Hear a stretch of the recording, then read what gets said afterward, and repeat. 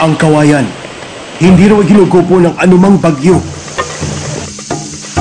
Yumuyukod man sa bayo ng hangin, nananatili namang buhay at nakatayo. Tulad din daw nating mga Pilipino, ang mga kawayang ito. Mabigat po. Nangarit po.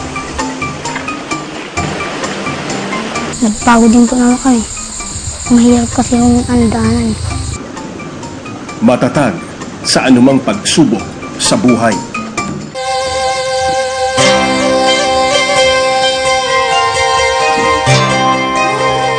Maaga pa lang, naghahanda na ang 13 anyos na si Oliver at ang 11 anyos na si Argel.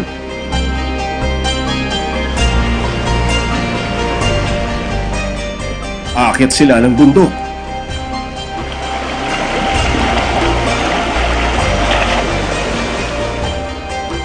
Pag nanguap kami po, 2 oras po kami ilalakad pupunta bundok po.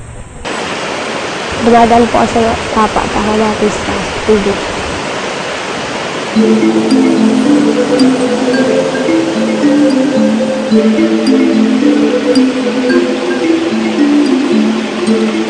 Kaakibat ng pag-akyat nila sa bundok, ang peligro. Matatarik po. Sabay may mga puro tagilid pundanan. Mahiras din po yung dadaanan ng mga baro. Delikado po yun.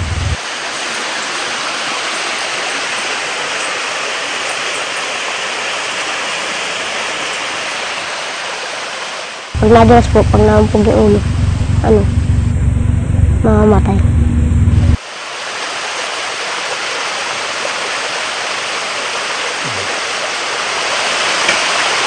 Ang kanilang pakay, mga buho na malaking uri ng kawayan. At hindi rin ito para sa kanilang school project, kundi para sa kanilang kabuhayan.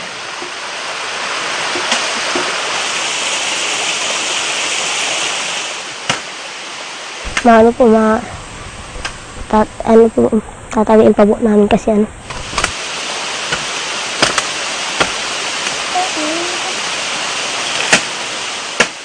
Sa bawat pagtama ng itak sa buho, buhay ng mga bata ang nakataya.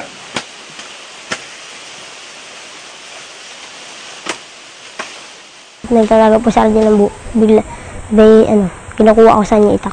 Biglang pag tumama sa akin yung itak. Sa binti po.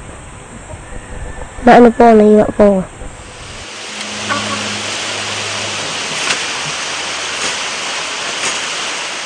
Ganun nga po, nasugatan na nga po ako .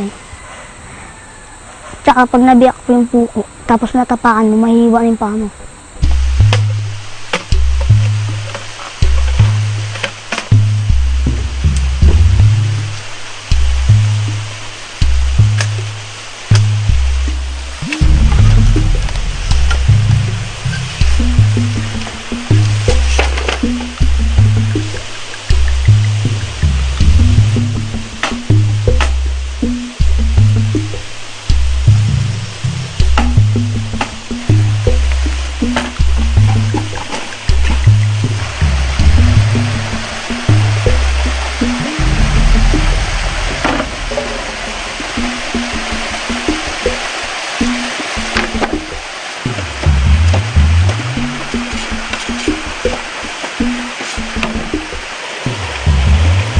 Para mas ligtas buhatin, tinatalian nila ng mga natuyong dahon ng saging ang nakuhang 6 na buho. Mahirap po kasi tatalian pa, argahin pa. Sabay tatanggalan pa po ng mga dahon. Kasi po hindi namin kaya ngayon. Kasi marami po. Mabigat kasi po. Mahirap po kasi manguha ng buho, tsaka magbuhat. Mabigat po kasi yun. Kasi tapos Makati.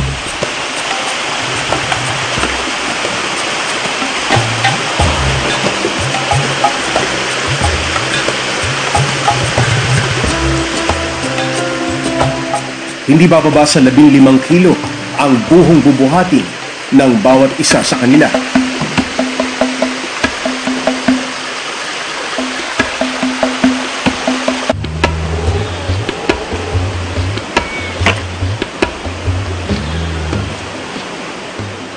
Habang pababa ng bundok, nakakita pa sila ng kawayan na maaari ring pakinabangan. Gagamitin daw nila itong materyales sa pagpapagawa ng kanilang bahay.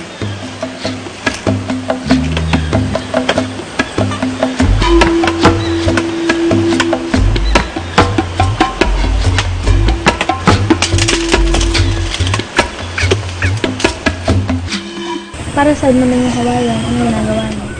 Pang side po.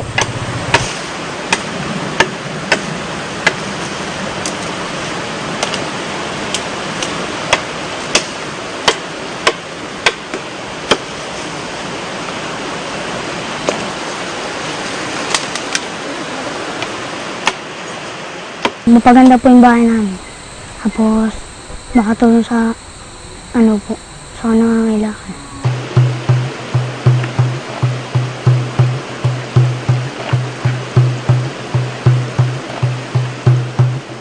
Ako po nagbuhat ng 6 na buho, sabay si Argel nagbuhat ng kawayan.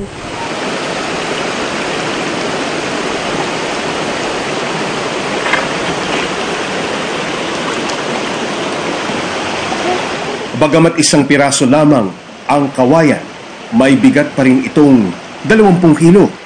Mas makapal kasi ito kumpara sa buho.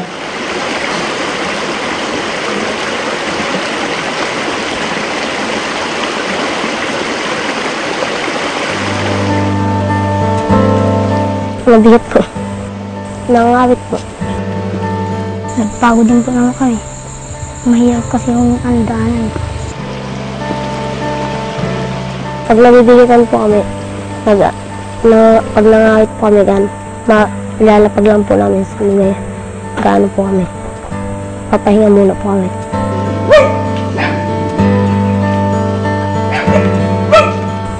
Ayaw po magbuho. Kasi mahirap po eh.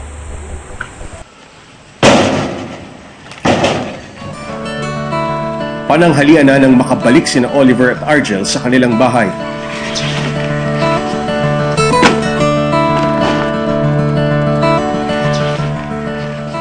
Nakikitira lamang ang pamilya ni Oliver at Argel sa bahay na ito na pagmamay-ari ng kaibigan ng kanilang nanay.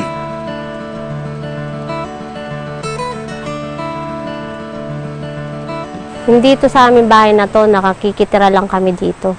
Kasi malayo yung bahay namin, mahirap yung akyat baba yung mga bata. Kaya wala naman tong tao. Sabi ko, kung pwede dun sa kumpare ko tira dito. Hindi naman magamit ang ikalawang palapag ng bahay dahil sira ang hagdan at ang sahig. Kasya naman. Medyo maluwag naman kasi yung bahay. Lalo na kung magagawa pa yung taas, mas maluwag. Tsaka itong kabila, hindi pa rin ayos. Kaya kulang ang panahon sa Minsan umaakyat pa kami sa taas. Kasi kaya hindi naman namin ginawa agad dyan kasi sabi, mabebenta na raw to. Hindi naman nagkatuluyan. Kaya sabi ko, pwede naman ding ayusin kahit nakikitira lang kami. Siyempre, ang pangit naman tignan na ganyan sira-sira. Hindi pa man nakakapagpahinga mula sa pababa ng bundok, agad nang sinimula ng magkapatid ang paggawa ng mga stick mula sa buho. Bibiyak-biyakan lang po. Sabay papakainisin po. Sabay puputulin ng magkakaparehas.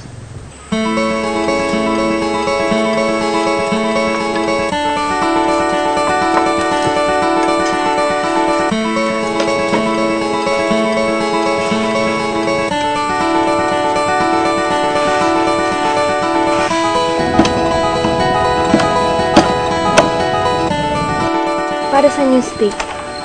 Para po sa sabi.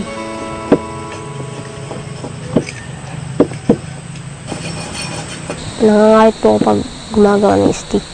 Bakit? Kasi po, anin pa po, iwa-iwain pa. Mahigit 100 piraso ng stick ang kanilang nagagawa sa loob lamang ng 2 oras. Ang bawat bungkos na may 20 pirasong stick na ibebenta nila ng 10 piso. Bibilad para mapuno. sabay-sabay bibenta po. Pasado alas 12 na pero hindi pa kumakain. Kahit ng agahan ang pamilya ni na Oliver at Argel. Wala na kasi silang bigas na maisasaing. Bagamat mas malaki ang kikitain nila sa mga stick, itinigil muna ng magkapatid ang paggawa. Ibebenta na lamang daw nila muna sa kapitbahay ang mismong mga buho para may pambili na sila ng bigas. Dito na po yung order yung buho. Ilang piraso yan? 5 po. Oh. Dala kayo ulit bukas, ha? Opo. Sige, salamat. Opo. Magkano kinita mo? 50 po. Para saan? Para sa bigas mo. Saka ulam po. Kasi po wala kami wala kami magbibiging bigas. Pag hindi kami nagbuhat. Bili. Ano ba? Ilan? Saan? Dito.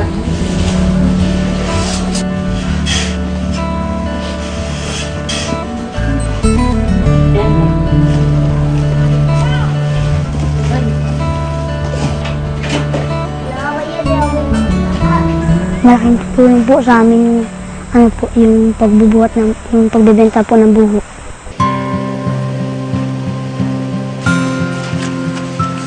Sapat lamang sa bigas ang kinita ng magkapatid, kaya didiskarte naman sila ng kanilang pangulam. Sa tuwing kinakapos, naghahanap sila ng labong ng kawayan.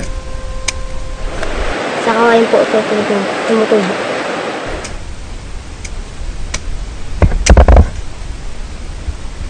Sa 4 na labong na kanilang nakuha, hindi na raw makakain ng isa dahil kawayan na ang loob nito.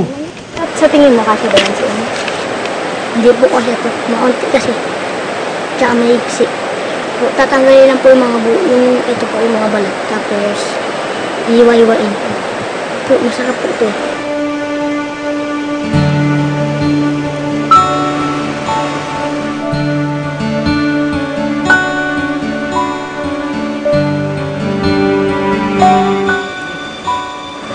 Babalatan po, tsaka hugasan sa sapa.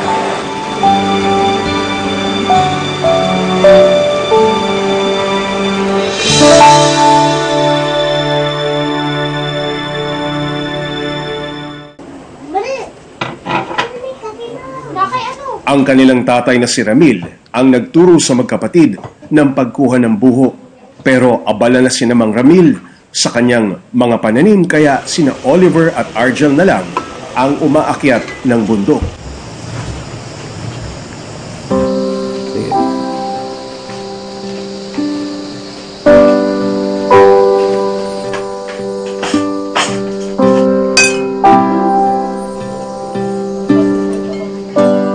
Matapos ang maghapong pagtatrabaho ng magkapatid, ngayon lang sila makakakain.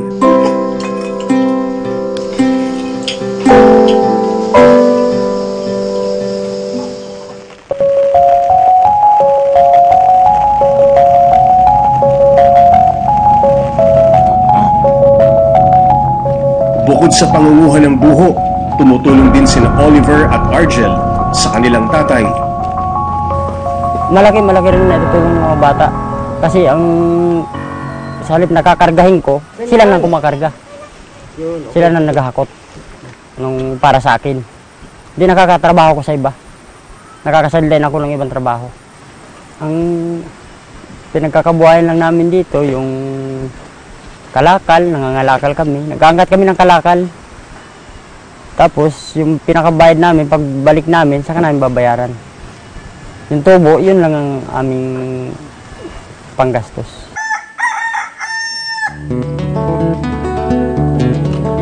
Sabado ng umaga, walang pasok sa eskwela. Pero imbis na magpahinga, sa taniman na naman ang punta ni na Oliver.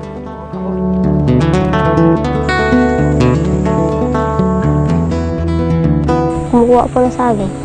Mahirap yung buhay na dahil dito, wala po dito ng trabaho.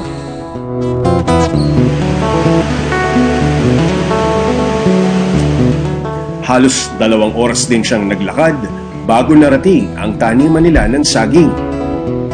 May lawak itong mahigit 1 hektarya. Hindi po makakaanak yung iba sa amin. Hindi pa makakabunga.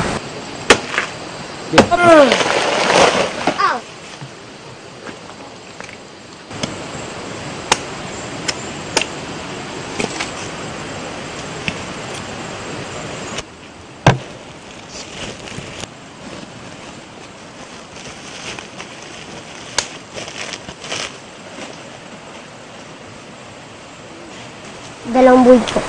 Mga ilang pilino? 15 po. Pag narami ako, di ko kaya.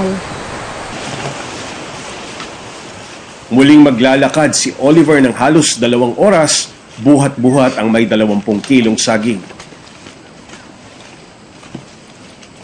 Mas mabigat po sa buo.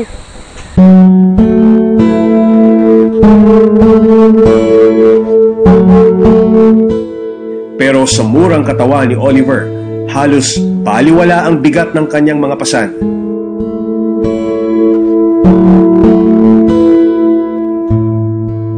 Pandagdag sa mga ibebenta nila kinabukasan ang mga nakuha niyang saging.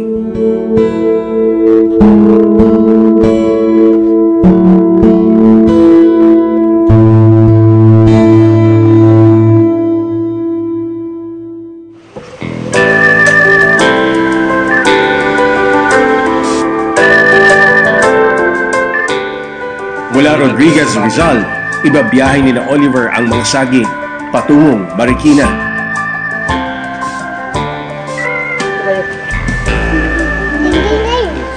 Kasi po wala na po titindahan dyan. Wala na po bumibili dyan.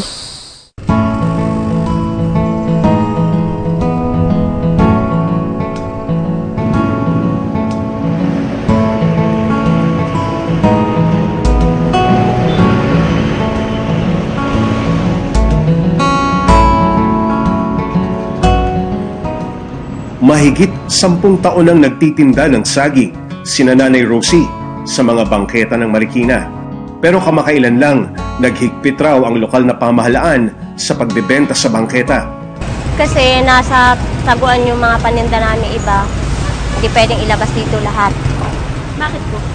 Kasi pagka may dumating na demolis, kukunin nila lahat yun.